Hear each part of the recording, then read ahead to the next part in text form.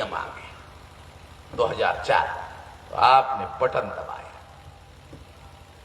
तो ईवीएम पारदर्शी नहीं है ऐसा सुप्रीम कोर्ट ना कहना है। पारदर्शी का मतलब है आपने बटन दबाया, कमल का फूल, पंजा, हाथी, साइकिल दबाया, जो भी आपकी इच्छा है दबाया, कहीं दिखाई नहीं दिया क्योंकि ये मशीन पारदर्शी नहीं है, दिखाई नहीं दिया। 2004 में 2009 में दिखाई नहीं दिया, आपने दबाया, दिखाई नहीं दिया आंखों से। तो आपको तो देखने की आदत है ना, बराबर लगा कि नहीं, देखने की आदत है ना, तो आप देख लो। कहां गया भाई मेरा वोट, कहां गया है?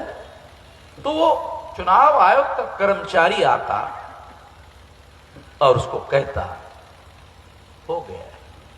अच्छा हो गया, हो गया, जा इधर, जैसे भगा रहा है, हो गया, जा इधर, उधर चला जाता। जब जाता तो जैसे बैलेट पेपर के दौरान निश्चिंत होकर जाता था, अब क्या होता है?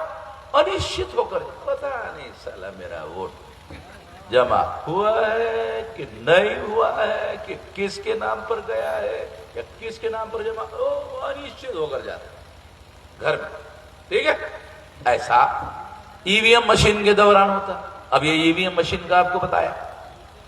फिर क्या हुआ, 8 अक्टूबर 2013 को 4 का चुनाव, 9 का चुनाव सुप्रीम कोर्ट में चैलेंज हो गया और 8 अक्टूबर 2013 को सुप्रीम कोर्ट ने फैसला दे दिया कि ईवीएम मशीन के द्वारा फ्री, फेयर एंड ट्रांसपेरेंट चुनाव नहीं हो सकता।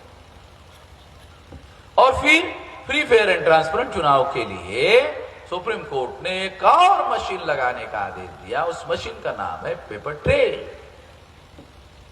वो 2014 को लगा। आप 2014 में बटन दबाने के लिए, जब आपने बटन दबाया तो आपको दिखाई दिया, 14 में आपको दिखाई दिया 7 सेकंड तक जो आपने बटन दबाया, पंजे पर लगा, फूल पर लगा, हाथी पर लगा, साइकिल पर लगा, 7 सेकंड दिखाई देता है। 7 सेकंड के बाद वो कागज का टुकड़ा जो स्टैंप लगाया हुआ है पेपर ट्रेल मशीन का, वो कट कर मशीन में गिर जाता है। कागज का टुकड़ा गिरने के बाद में वो बैलेट बॉक्स में जमा होता है। अब क्या हुआ आगे, सुप्रीम कोर्ट ने दूसरा जजमेंट दिया कि ये जो बैलेट बॉक्स में कट कर गिर गया है, तो जो कैंडिडेट चुनाव लड़ रहा था वो हार गया। तो सुप्रीम कोर्ट ने ऑर्डर दिया कि कैंडिडेट चाहे तो कलेक्टर को एप्लीकेशन दे सकता है और मांग कर सकता है कि मुझे ईवीएम मशीन का रिजल्ट मंजूर नहीं है। ए बैलेट पेपर, जो पेपर ट्रेल मशीन में कागज के टुकड़े गिर गए हैं, उन कागज के टुकड़ों की गिनती मुझे चाहिए। तो सुप्रीम कोर्ट का ऑर्डर है, हाँ गिनती करना होगा। हो गया। ये 3 बातें आपको बताया अलग अलग। अब उससे क्या हुआ कि ईवीएम मशीन में तो घोटाला होता है। वो जो आदमी हार गया, वो पेपर ट्रेल में जब रिकाउंटिंग हुआ वो जीत गया। ईवीएम में घोटाला हो गया था, पेपर ट्रेल में उसको ज्यादा वोट निकले। अब ये ज्यादा वोट क्यों निकले और ईवीएम में गड़बड़ी क्यों हुई? क्योंकि ईवीएम में दिखाई नहीं देता। दूसरा, ईवीएम में जब वोट जाता है तो उसका इलेक्ट्रॉनिक रिकॉर्ड होता है। दूसरी बात ध्यान रखो। तीसरी बात, इलेक्ट्रॉनिक रिकॉर्ड आंखों से दिखाई नहीं देता।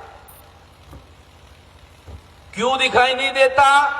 क्योंकि बैलेट पेपर की तरह उसका कोई फिजिकल एविडेंस नहीं होता। ये फिजिकल एविडेंस है, ये भौतिक वस्तु है इसका वजन है, इसलिए ये आपके आंखों से दिखाई देता है। इलेक्ट्रॉनिक वोटिंग मशीन में वोट का जो रिकॉर्ड जमा होता है वो भौतिक नहीं होता, वो इलेक्ट्रॉनिक रिकॉर्ड होता है, उसका कोई फिजिकल एविडेंस नहीं होता है। तो सारी दुनिया के एक्सपर्ट मानते हैं कि ईवीएम का जो रिकॉर्ड है वो ट्रांसफरेबल होता है। फॉर एग्जाम्पल, आपने ये मोबाइल पर कोई मैसेज टाइप किया और कामले के नाम पर भेज दिया, वो ट्रांसफर हो जाता है। ये इलेक्ट्रॉनिक इंस्ट्रूमेंट है, इसके द्वारा दूसरे के नाम पर ट्रांसफर किया जा सकता है। उसी तरह से इलेक्ट्रॉनिक रिकॉर्ड दूसरे व्यक्ति के नाम पर आपका वोट ट्रांसफर किया जा सकता है, क्योंकि उसका कोई भौतिक एविडेंस नहीं है। और आपको समझाने के लिए थोड़ा बताता हूं ताकि और ज्यादा आपको स्पष्ट हो जाए। ये इस पर आपने कमल के फूल पर स्टैंप मारा, इस पर आपने पंजे पर स्टैंप मारा। अब दोनों का फिजिकल एविडेंस है। पेपर ट्रेल मशीन से दो कागज बैलेट बॉक्स में गिर गए, ये दो कागज है। ये जो दो कागज है जिस पर पंजे पर स्टैंप लगा है, इस पर कमल के फूल पर स्टैंप लगा है। कमल के फूल पर लगा हुआ स्टैंप का पेपर पंजे में ट्रांसफर नहीं हो सकता। पंजे में लगा हुआ स्टैंप पेपर कागज कमल के फूल में ट्रांसफर नहीं हो सकता, क्योंकि दो अलग अलग कागज है, अलग अलग स्टैंप लगे हुए हैं और रिकाउंटिंग में, गिनती में पकड़े जाएंगे अगर आपने मिक्स करने की कोशिश की, क्योंकि अलग अलग फिजिकल एविडेंस है। रिकाउंटिंग में ये पकड़ा जाएगा, इसलिए अगर गलती से किया भी तो ये अलग अलग एविडेंस है, ये मिक्स नहीं कर सकते। इलेक्ट्रॉनिक रिकॉर्ड का फिजिकल एविडेंस नहीं होता, इसलिए ट्रांसफरेबल है। ये ट्रांसफरेबल नहीं है क्योंकि ये अलग अलग एविडेंस है। ये कमल का फूल है, ये पंजा है, इसका स्टैंप अलग अलग है, इसका कागज अलग अलग है, इसका पेपर अलग अलग है, इसलिए ये अलग अलग भौतिक एविडेंस है, इसलिए ये मिक्स नहीं कर सकते। और मिक्स नहीं कर सकते इसलिए घोटाला नहीं कर सकते। इलेक्ट्रॉनिक रिकॉर्ड भौतिक नहीं है, इसलिए ट्रांसफरेबल है, आंखों से दिखाई भी नहीं देता। ये आंखों से दिखाई भी देता है, भौतिक भी है, इसलिए ये ट्रांसफरेबल नहीं है। तो जो पेपर ट्रेल मशीन में कागज के टुकड़े गिरते हैं वो ट्रांसफरेबल नहीं होते हैं, इसलिए जो कैंडिडेट ईवीएम में जीत गया, अगर वो घोटाले से जीत गया तो पेपर ट्रेल मशीन में वो हार जाएगा और पेपर ट्रेल मशीन में हारा हुआ आदमी जीत जाएगा। इसलिए सुप्रीम कोर्ट ने, जर्मन के सुप्रीम कोर्ट ने बैने लगा दिया, हटाओ इसको, बैलेट पेपर। भारत के सुप्रीम कोर्ट ने क्या किया? भारत के सुप्रीम कोर्ट ने पेपर ट्रेल मशीन ही लगाया, मगर paper trail machine as good as ballot paper. Ballot paper, paper trail कागज रहता है, वो लगाया। अब वो लगाने के बाद क्या हुआ? 2014 का चुनाव हुआ। चुनाव आयोग ने 2014 के चुनाव में पेपर ट्रेल मशीन नहीं लगाया, सुप्रीम कोर्ट का ऑर्डर होने के बावजूद भी नहीं लगाया, और यदि लगाया तो 0.33% लगाया। 0.33 का मतलब समझते हो? आधा परसेंट से भी कम लगाया। एक बात। दूसरा, इसका हमारे पास में ये एविडेंस है, ये काल्पनिक नहीं बोल रहा हूं, ये इतने सारे एविडेंस है, डॉक्यूमेंट्री, काल्पनिक नहीं कह रहा हूं। फिर वो कहां लगाया? नागालैंड, मिजोरम में लगाया। यहाँ बैठे हुए बहुत सारे लोगों को तो साला नागालैंड मिजोरम कोई है यही पता नहीं है। कुछ बच्चे भूगोल पढ़ते हैं ना, भूगोल ज्योग्राफी, उन लोगों को कभी कभी देखने को मास्टर ठीक है अकलवान है तो बता देता ये नागालैंड है। तो इस तरीके से चुनाव आयोग ने वहां लगाया। भारत के किसी भी प्लेन एरिया में पेपर ट्रेल मशीन लगाए ही नहीं। इसलिए भारत के नागरिकों को मालूम ही नहीं हुआ कि 8 अक्टूबर 2013 को सुप्रीम कोर्ट ने ईवीएम में घोटाला होता है, ये उनको जानकारी ही नहीं हुई। दूसरी फंडामेंटल बात, 8 अक्टूबर 2013 को सुप्रीम कोर्ट ने ईवीएम मशीन में घोटाला होता है इतना बड़ा लैंडमार्क जजमेंट दिया, मगर भारत के एक भी अखबार ने और टीवी ने एक खबर छापी ही नहीं। सारे देश भर लोग कहते हैं भारत में नहीं दुनिया में मीडिया बहुत ताकतवर होता है, मैं भी मानता हूं बहुत ताकतवर होता है, फिर भी कहता हूं कि भारत का मीडिया देशद्रोही मीडिया है। तो उससे जो बनता है कर ले, मेरा वामन मेश्राम का जो बनता है कर ले, मैं देख लेता हूं। जब मैंने ऐसे नागपुर में कहा तो लोकमत वाले ने छापा, वामन मेश्राम देशद्रोही बोल रहा, थोड़ा बहुत छापना पड़ेगा।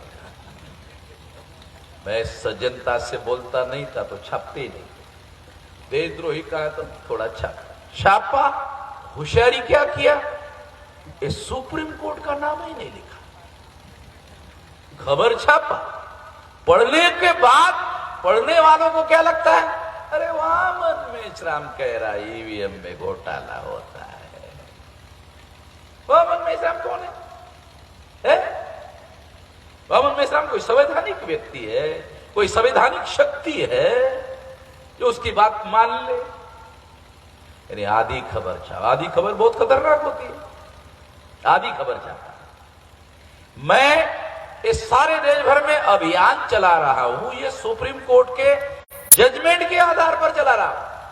ये सुप्रीम कोर्ट ने ये निर्णय दिया, मैंने नहीं दिया, सुप्रीम कोर्ट कह रहा है घोटाला होता है। ये खबर ही लोकमत वाले ने नहीं छापी। और उसको ऐसा छापना चाहिए था कि वामन मेश्राम जो कह रहे हैं वो सुप्रीम कोर्ट के जजमेंट का हवाला देकर ऐसा कह रहे हैं। एक सेंड, मैं भी पत्रकार हूं भाई, मुझे भी मालूम है कैसे लिखना है, मगर इस तरह से उन्होंने नहीं लिखा। वो जानते हैं ऐसा लिखने से बहुत बवाल हो जाएगा, तो नहीं लिखा। उस समय भी नहीं लिखा, आज भी नहीं लिखा। उस समय भी खबर नहीं छापी। सुप्रीम कोर्ट के जजमेंट को इन लोगों ने ब्लैकआउट किया। हैरान करने वाली बात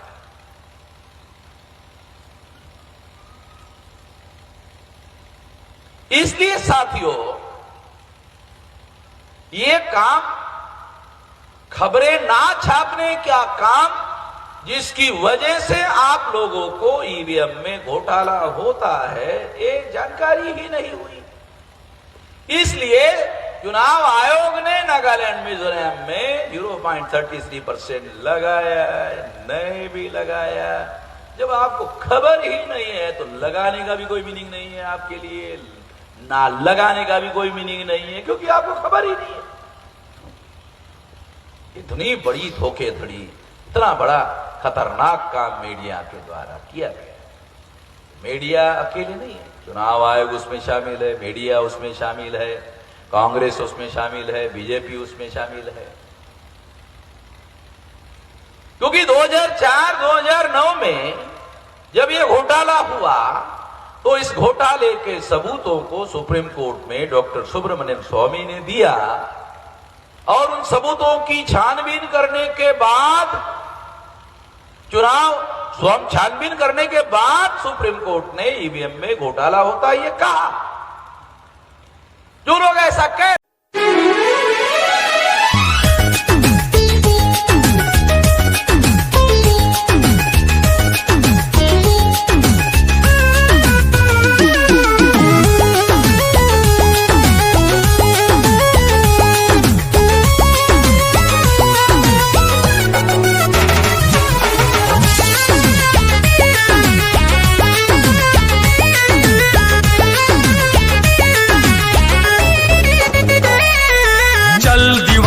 चलता चल चलता चल तू चलता चल,